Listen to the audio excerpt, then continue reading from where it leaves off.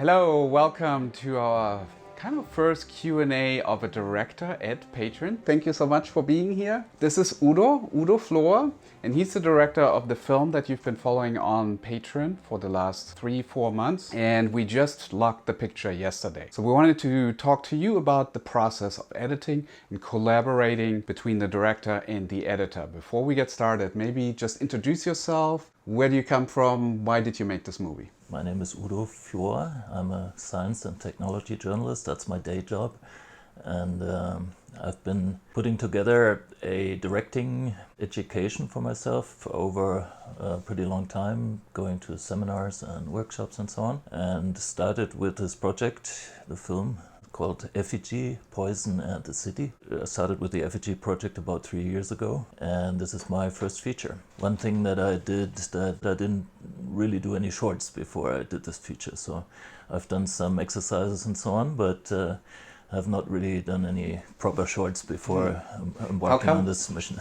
Mostly the reason is there's no market for shorts, and also I feel that if you really do a short like many people do, where you have maybe 10 minutes and you put a lot of production value into it and a lot of effort and also a lot of money, then I think if you do a 10-minute short or you do a 100-minute feature, I don't think necessarily the feature is going to be 9 or 10 times more expensive than the short. It's nice to have a short, there are festivals for it, but you can't really sell it. Yeah, I did the same. My first directing effort was also a feature, but I do think there is some merit to making a short first, or a couple. Absolutely. Because as a first-time director, obviously I made so many mistakes and I haven't figured things out as much, so you're kind of learning as you're already presenting yourself as a filmmaker and you're exposing yourself, so there's a certain risk with that. Before we get into the nitty-gritty, just like a quick synopsis of the film. What is the film about? So the film is based on a true story, and it's about a serial killer who was identified and sentenced about 200 years ago in a northern German city called Bremen.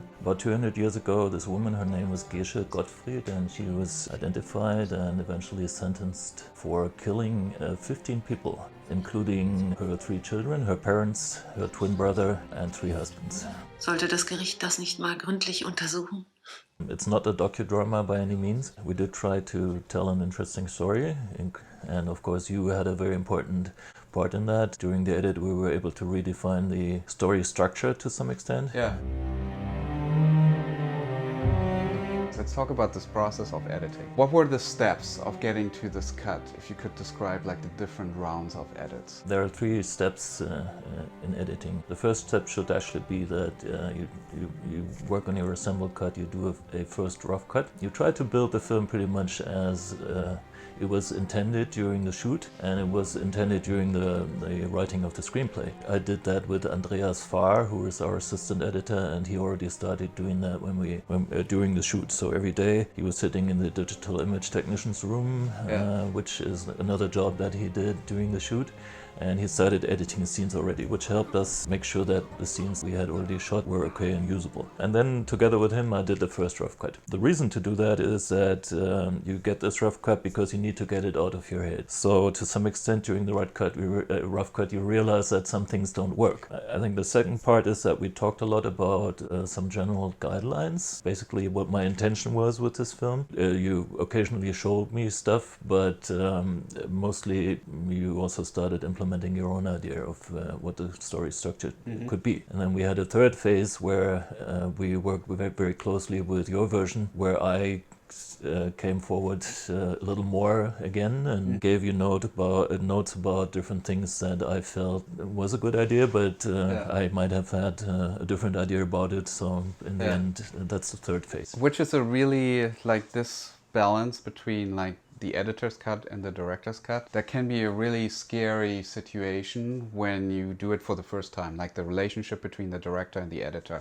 because you have to figure out how much freedom should I take and how much do I need to include the director in the process of just making like random choices. And it really was helpful to have that rough cut that was very faithful to the script at the beginning.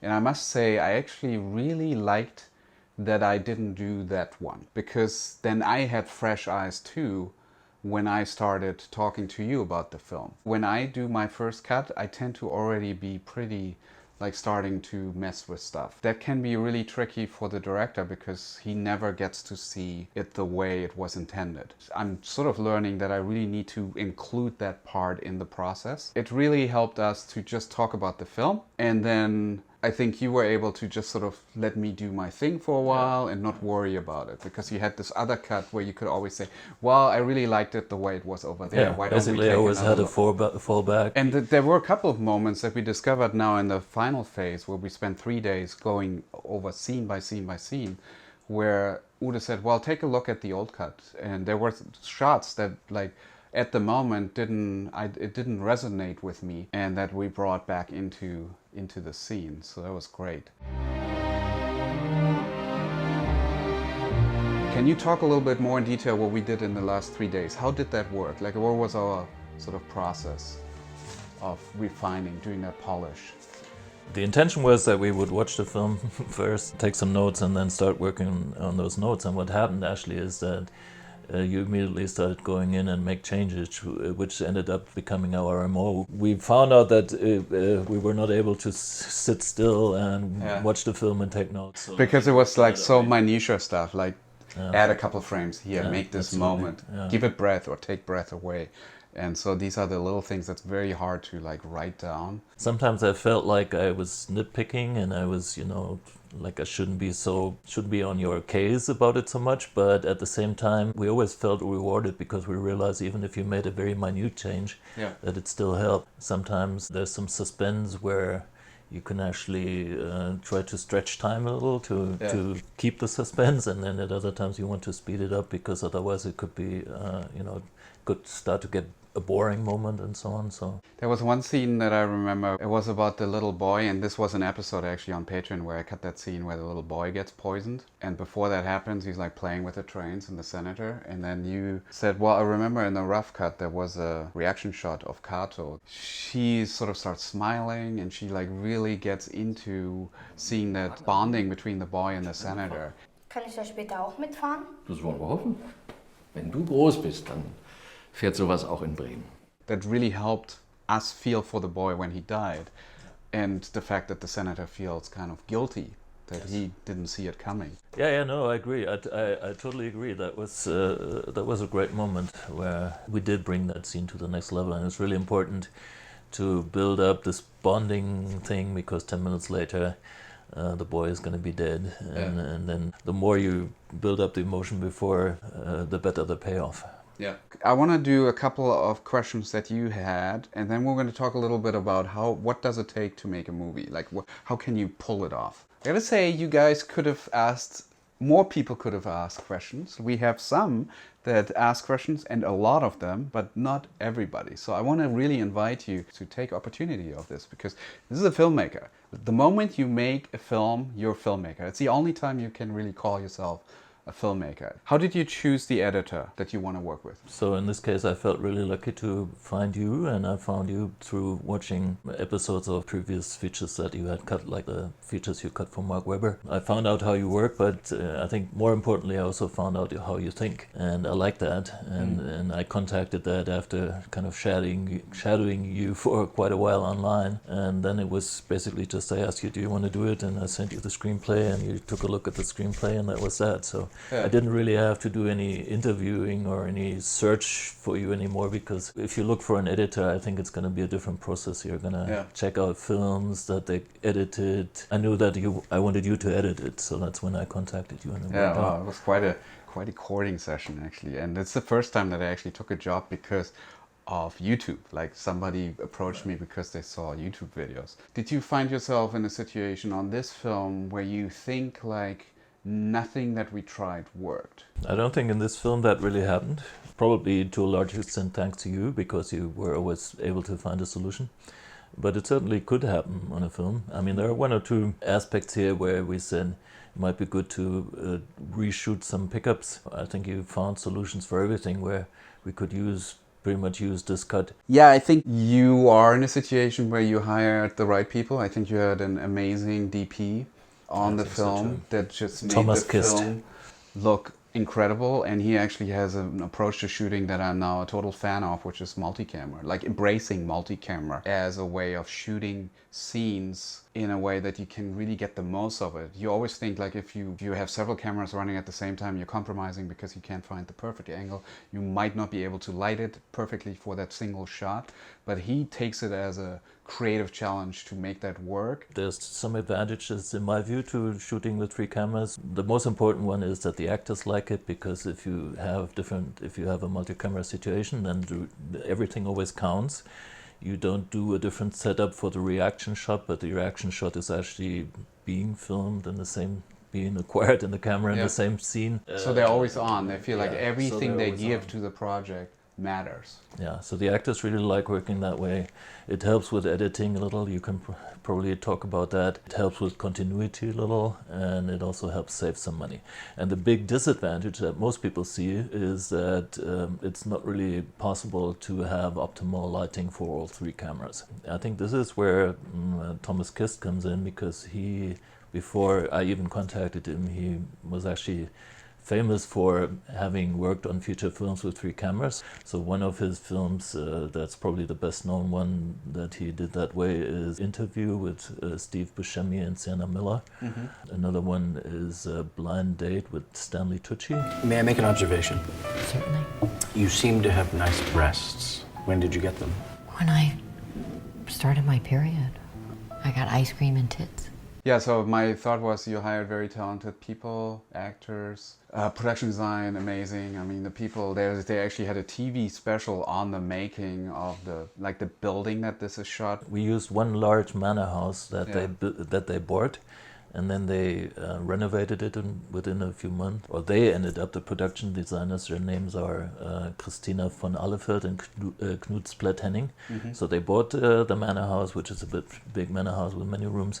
We ended up building 17 sets, I think, or 16 sets in that one building.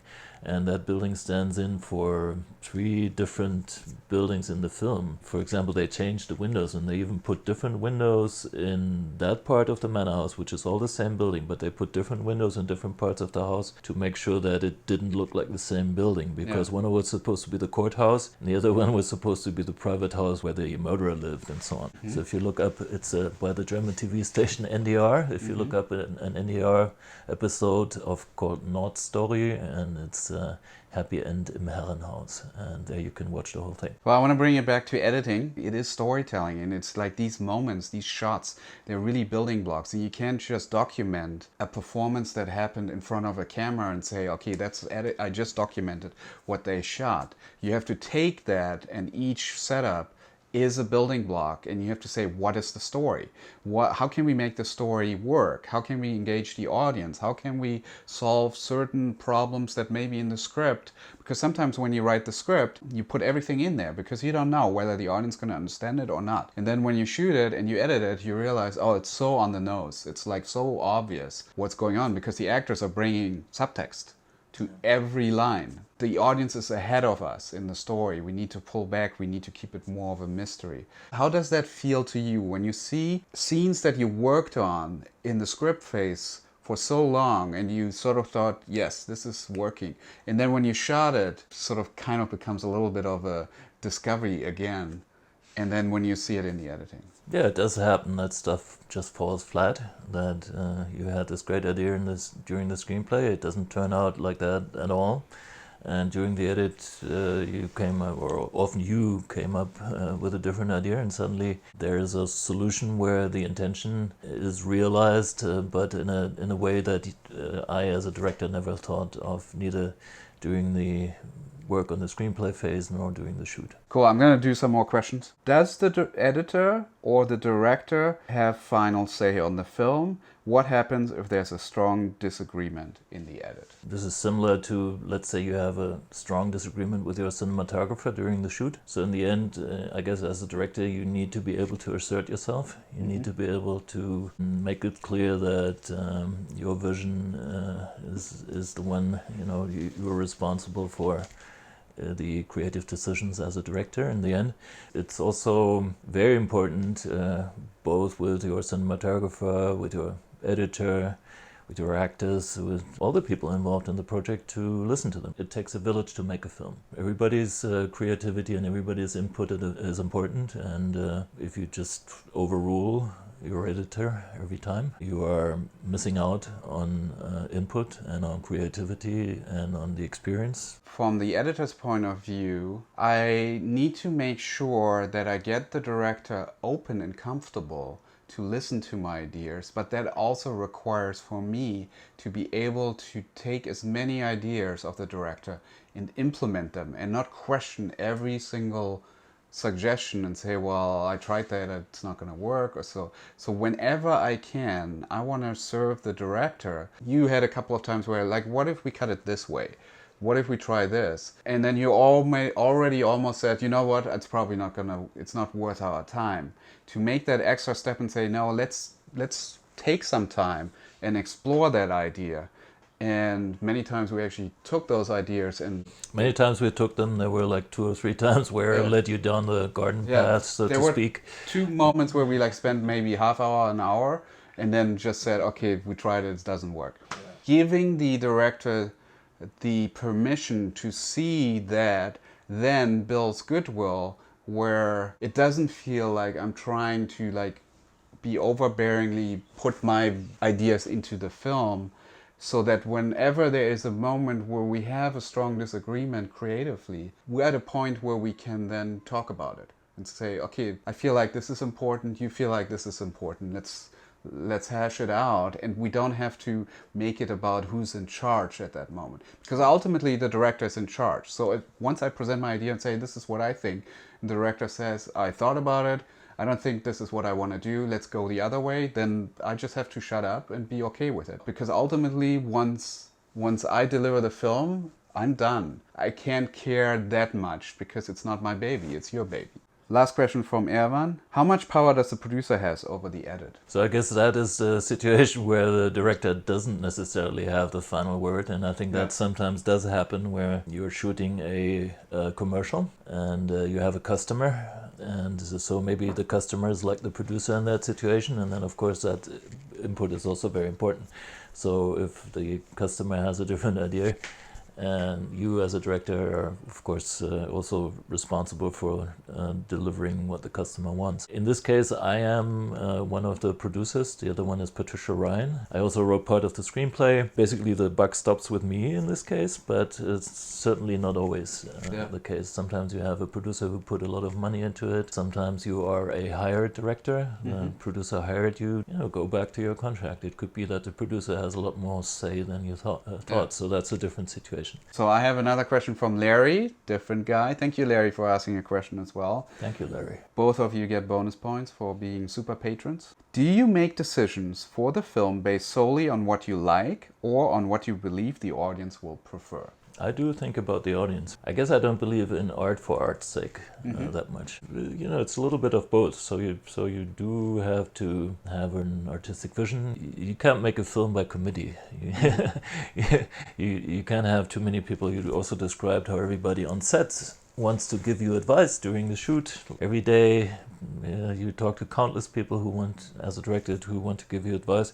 You always have to be able to separate the wheat from the chaff and to be polite, react politely to all the suggestions, but make sure that you know when you need to maybe think about them and maybe not. This also goes with the audience. So if you keep worrying about the audience all the time, then the film will not have your own creative mark on it. And for me as an editor, I'm all about the audience. If I feel I can connect the audience, if I can find that thing that I envision in a scene and I sit in an audience and it actually works, like they're laughing, they're crying, they're gasping, they're quiet, they're paying attention, they're emotionally engaged, then I feel like I've done my job. For me personally, that's almost more important than actually what I'm making. Does it work? Does it connect? Yeah, editing, it really is the invisible art, isn't it? Great. I have one more question for you. You went from not making a film to becoming a filmmaker. How did you get to that point? Like, how did you pull it off? Like, how did you get the money, get all the people to actually believe in it, and then made it happen? One strategy that worked really well, there was a point when I started telling everybody that this project was really happening. I told them that it was like a moving train. It was happening. I was going to make the film no matter what, with or without them, but they could be part of it. For me, this worked for investors, this worked for talent, this worked for creative people like even yourself to some extent, where you are too experienced to fall for this in some way, because you told me that when we first met you weren't sure that it was really happening. FOMO, fear of missing out. If you don't say yes, you're not going to be part of it. You're going to feel bad about not taking action 2 years from now or 1 year from now when that film comes out.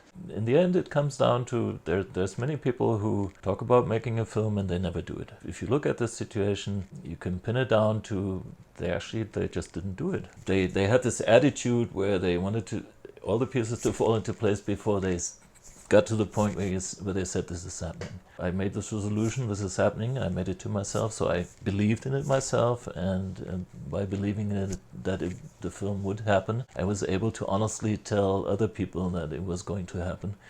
And I was able to convey that feeling to people I wanted to get on board. So I think in the end it comes down to, if life hands you lemons, as a filmmaker, life hands you a lemon, you have to be willing to eat the lemon. Some people can't even watch somebody else eat a lemon. But if you want to make a film, you have to make sure that not only can you see somebody else eat a lemon, but you have to be able, if life hands you lemons, to eat it. Are you able to watch that? Yeah, I am. I'll take half a piece. You made films before I even met you. Okay, we're filmmakers. We're doing it. We're doing it. So if you want to become a filmmaker, get a lemon, eat it in Start its with entirety, and then you're ready. Udo, thank you so much for coming today. Thank you so much for spending time with the patrons. Thank you for actually showing them, allowing us to see the process. Because it is a safe space, and we're kind of like making this deal with you as Patreon member, that you're invited into the safe space to see some of the process. And me maybe saying, okay, this doesn't work, so I'm gonna go over here. And that requires him to be okay with it. So I wanna thank you for that. All right, well, thanks so much. Thank you. Cheers.